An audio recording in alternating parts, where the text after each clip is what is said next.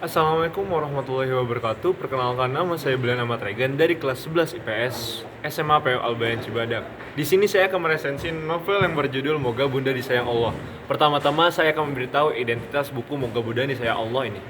Novel ini dikarang oleh Terelie, diterbitkan oleh PT Pustaka Abdi Bangsa pada tahun 2006 di Jalan Raya Marga Satwa nomor 12 Ragunan, Pasar Minggu di Kota Jakarta.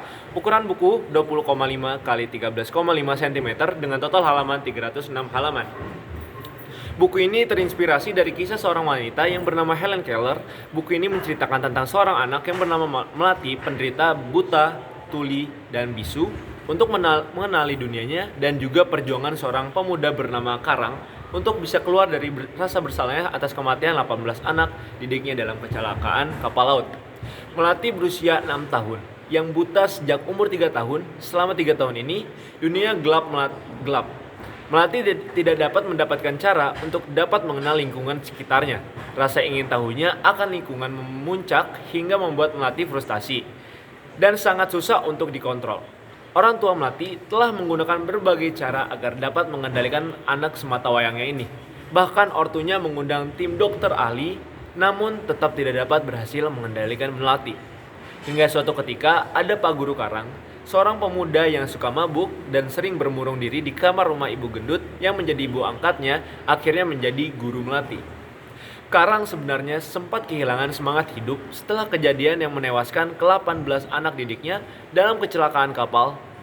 Rasa bersalah atas kematian anak didiknya menghantui dirinya setiap malam selama 3 tahun terakhir. Ia bahkan sempat tak menerima untuk menuruti permintaan ibu Melati agar membimbing anaknya Melati. Tapi demi cintanya terhadap anak-anak, Karang akhirnya datang untuk memenuhi permintaan ibu Melati. Tidak mudah menemukan metode belajar yang cocok bagi Melati. Setiap ada yang menyentuh tubuh Melati, maka ia akan marah, mengamuk, dan akan melempar apa saja yang ada di dalam genggamannya. Di situ, Karang hampir putus asa. Namun datanglah suatu keajaiban ketika air mancur membasuh lembut tangan Melati, mengalir di sela-sela jemari Melati, dan membuat ia gembira.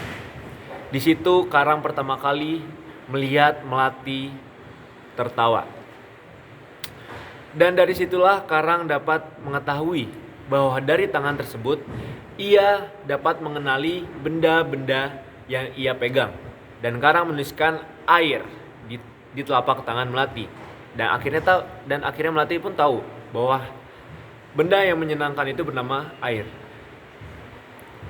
Dari telapak tangan tersebut, Melati mulai dapat mengenali benda yang lebih banyak lagi dan juga mulai menerangkan dunianya yang gelap. Ia bisa mengenali ayah dan bundanya, mengenali sendok, kursi, dan lain sebagainya. Akhirnya doa dari ibu Melati, ibu gendut pun terkabul. Juga Karang pun bisa berdamai dengan masa lalunya. Kelebihan dari novel ini yaitu penulis dapat membuat rangkaian kata yang dapat membuat para pembacanya untuk terus bersyukur, bersabar, dan hidup itu adil. Sungguh Allah adalah Maha Adil. Banyak pelajaran dari buku ini tentang keteguhan hati dalam menghadapi begitu banyak cobaan. Dalam membaca novel ini, kita dibuat untuk selalu penasaran akan akhir dari cerita gadis kecil tersebut.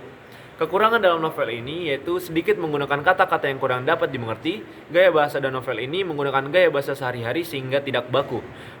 Menurut saya sendiri, saya sangat merekomendasikan buku ini bagi teman-teman yang menyukai konflik cerita batin dan pasti akan langsung menyukainya. Sekian dari saya. Assalamualaikum warahmatullahi wabarakatuh.